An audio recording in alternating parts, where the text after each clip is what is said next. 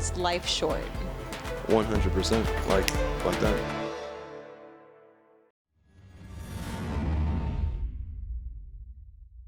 Hey everyone, this is for people who are interested in praying but struggle with opening up and connecting with their prayers. Praying is really easy. The whole point of it is to just pause for a moment and feel thankful for what you have. The opening is the first chapter of the Quran, and it's said with every prayer many times. The whole point of the opening is to open your heart up. It's 7 lines and it sounds like this. Bismillah ar-Rahman ar-Rahim. Hamdulillahi Rabbil Alameen. Ar-Rahman ar-Rahim. Malik Yawmiddin. Iyyaka na'budu wa iyyaka nasta'in. اهدنا الصراط المستقيم صراط الذين أنعمت عليهم غير المغضوب عليهم ولا الضالين آمين. I'm focusing on these 3 parts. The first is roughly translated as thank you God for creating the world, which sounds really nice. But how do you connect to it? The chapter immediately starts with the story of creation. And the reason for that is because it wants to send you into a state of gratitude, because gratitude is the ultimate state of receivership. If you want to receive blessings, you have to be in a state of gratitude. So let's start. For this, we have to go to the story of creation. Go ahead and close your eyes. Go ahead and take a deep breath. Now relax. Start with the top of your head. Relax your neck. Relax your shoulders and your arms. And your chest. And your stomach. And your hips. And your legs. And your feet. Now I want you to imagine looking out into infinite darkness in every direction. In front of you, behind you, above you, below you, and to the sides. It's a little disorienting because you have no sense of direction anymore. There's no light. No sound, no sensations, just nothing for all of eternity. It's all you've ever known. And the darkness isn't scary, it's actually quite peaceful. Then one day, all of a sudden, you see light, and it's heartbreakingly beautiful. And it's accompanied with the most beautiful sound you've ever heard. And then there's a sky above your head and earth under your feet to give you stability and direction.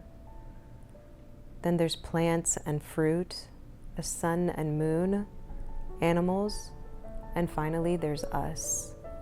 And you get to experience everything for the first time. The first time you hear your mother's voice. The first time you ate your favorite food.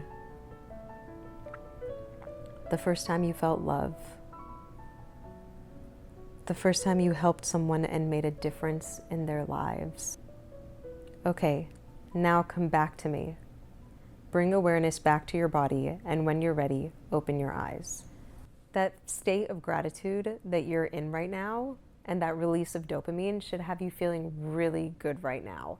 And it's a feeling you can cultivate anytime you want naturally within your body. Next time, you won't have to think about the story of creation to cultivate those feelings. You can think about anything you're grateful for and you'll release those same chemicals and emotions in your body. You've not only opened up physical benefits, but spiritual ones as well. Here's a scale that shows the level each emotion vibrates on. When you get to about here, people around you start noticing your vibe, and it becomes contagious, like a smile or laugh. After talking about creation, the prayer jumps to the last day, and for good reason. Life is short. Don't believe me? Go ask the oldest person you know. What is your favorite memory? My wife. Oh! Yeah. He knows she's gonna watch this. Yeah. Is life short? Yeah. Yeah? Yes, very short, yeah. Is life short? Very. What is your best memory Of here, of your life? of my life, becoming Muslim. Is life short? Oh, yes, it's very short. It's fleeting, as the Quran says. Is life short? 100%. Like that. Because, I mean, I don't have control over, like, when I die or anything like that. So, yeah, really short. So I would say make the best of what you can, you know. I guess play the cards that you're dealt, but don't be an imbecile at the same time. Your perception on life, to accept death, to live, is important. You have to know, like my morale code is get through death to live. Once you understand that you're gonna die, there's nothing's gonna happen. You're gonna go. Then you can live to your full capacity. Is life short? Yes, Why do you say that? because I'm getting older and the days go by faster as time goes by. What is your advice to your 30-year-old self? To myself, live life to the fullest. Don't take anything for granted, especially people, because you never know. Is life short? Of course it is. And when you're still young, like in your teens and high school or college, it seems like, oh my God, I have so much time. But once you're like 40 or, over 40, like I am right now, every day is like faster and faster. Like it's very short. Is life short? Yes. Yes. The life is short, but it's okay. My English is not very good. It's okay. Okay. For me, the life is short. For this, every moment you need to live. You need to stay. You need to are happy all the time. What is your best memory? My in your best entire life? my best memory in my entire life would be being with my family in France. Okay. Is life short? Very. What is the best memory of your life? The best memory of my life. Oh wow. I've got quite a few of them. Probably my marriage to my wife was a big one. Wow, that is the third man. We have met so many loving relationships today. Is life short? I think it is. I think it's too short because there's so many experiences out there, especially in a country like America, where you have the opportunity to experience a lot of different things that you may not get to experience in other countries. So, yeah, I think life is too short, but you don't want to be too long either. Come on over. What is your best memory of your life?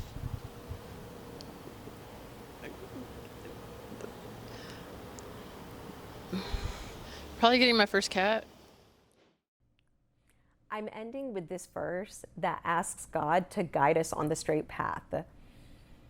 A lot of people mistake this to think it's an external path. It's very much an internal path, which is why at the beginning of the prayer, it's so important to open your heart up, because that's where the path is, and that's where the connection is.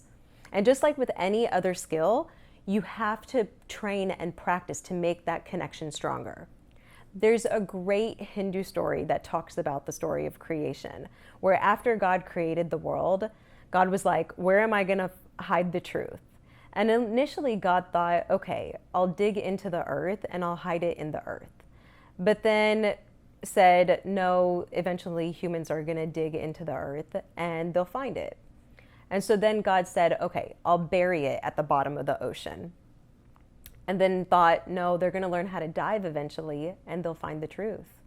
And so then God said, okay, I'll hide it at the top of a mountain, but then decided, no, they're going to learn how to climb and they'll find it. Finally, God realized, okay, I'll hide it in their hearts because they will never think to look there. And so since humans have existed, we've dug and dived and climbed and explored, searching for something that's already inside of us. The Quran says God is closer to you than your jugular vein. The Bible is even more literal. It says, do you not know that you are the temple of God and that the Spirit of God dwells in you? Anytime you're searching for that connection, remember, open your heart with gratitude. Remember, time is of the essence and love is the path. I wish you all peace, mercy, and blessings. Thank you so much for watching, and if you enjoyed, please subscribe. Leave me a comment about anything else you'd like for me to talk about, and stay tuned because we have some really great episodes coming up. Happy prayers.